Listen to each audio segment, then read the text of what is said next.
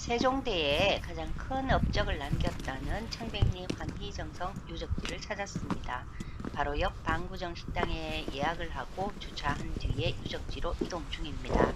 사이길이 있어서 빠르게 이동이 가능한데요. 정면으로 보이는 건물은 소명제라고 해서 황희선생 후손의 제실입니다. 평일이기도 하지만 날씨가 추워서 사람들이 많이 보이지는 않습니다. 매표소에서 표를 끊고 안으로 들어섭니다. 경기도 유적지이기 때문인지 관리가 아주 잘 되고 있다는 느낌을 받습니다. 유적지는 매주 월요일은 쉬는데요. 파주 시민의 경우 주민등록증이 있으면 무료 입장이 가능합니다. 저 앞으로 보이는 곳이 방촌 기념관인데 다른 곳부터 둘러보고 기념관으로 향할 예정입니다. 황희정성에 대한 이야기는 어렸을 적 위인전에서 많이 보았었지요.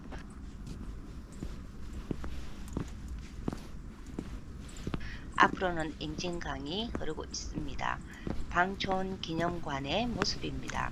해설사도 계신다고 하네요. 조용해서 천천히 둘러보면 좋을 것 같습니다. 방촌 기념관 맞은편의 청정문을 들어섰습니다.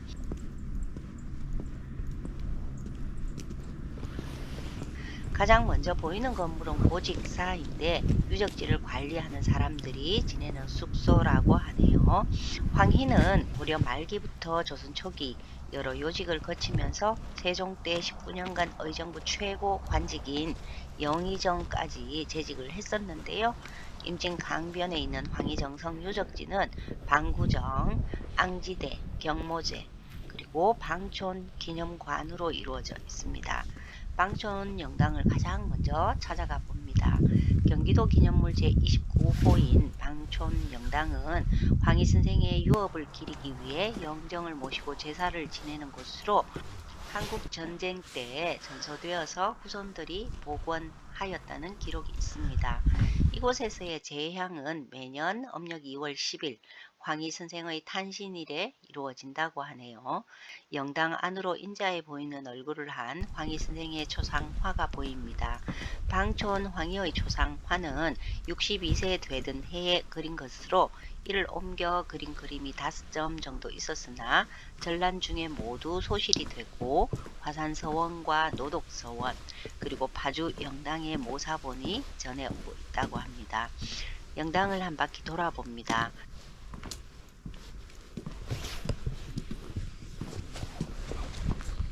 영당의 왼쪽으로는 소양공 월헌 선생의 부조 월헌사가 있는데요. 황희 선생의 고손인 월헌 황맹헌 선생의 시인위가 모셔진 사당입니다. 영당 오른쪽인 경모제입니다. 경모제는 의복과 황희 선생에 대한 설명이 전시되어 있다고 하는데 문이 잠겨서 들어갈 수가 없습니다.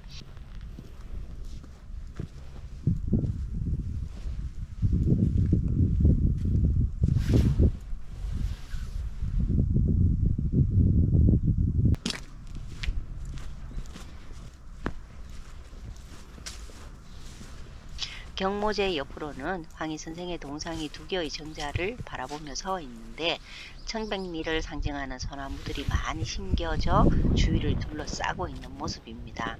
황희 선생은 지금의 개성인 송경 가조리에서 고려시대 자헌대부 판강릉 대도 호부사를 지내고 조선 건국 후 충주 절제사와 또한 무사를 역임한 황군서의 서자로 태어났습니다. 동상 맞은편에 있는 앙지대와 방구정으로 올라가는 계단입니다. 왼쪽으로 임진강이 흐르고 있지만 철책이 있어서 사진 촬영 불가 지역입니다. 흔히 황희를 조선시대 최고의 명재상이자 청백리로 추앙하지만 역사적으로 수많은 비리 스캔들의 주인공이기도 합니다. 앙지대로 올라가는 길이 막혀 있어서 바로 옆길로 이동합니다. 앙지대는 원래 금강산 전망대로 알려져 있는데요. 이곳의 앙지대는 원래 반구정이 있던 자리로 반구정을 바로 아래로 옮기면서 원래의 자리를 기념하기 위해 세워졌다고 하네요. 황희 선생이 벼슬에서 내려와 돌아가실 때까지 임진강변을 논의는 기러기를 벗삼아 경치도 구경하고 멀리 고향 땅을 바라보며 지냈다는 문화재 자료 제12호 반구정의 모습입니다. 영의정 18년, 좌의정 5년, 그리고 우의정 1년, 도합 24년간 정성을 포함하여 90평생 73년을 관직에 있으면서 고려의 곤민왕, 우왕, 창왕, 공양왕을 거쳐서 조선 태조, 정종, 태종, 세종, 문종 등 무려 9명의 왕을 모셨으니 초등학교 때 읽은 황희 선생에 대한 숱한 이야기들이 일부는 과장된 것들이 있지 않았을까요? 실제 고려 멸망 후 조선이 들어서면서 두 임금을 섬길 수 없다고 하여 황희 선생은 황해도 개풍군의 골짜기에 붙여진 이름인 두문동에 들어가 집거하였다는 두문불출 역시 따지고 보면 근거가 없다고 하는데요.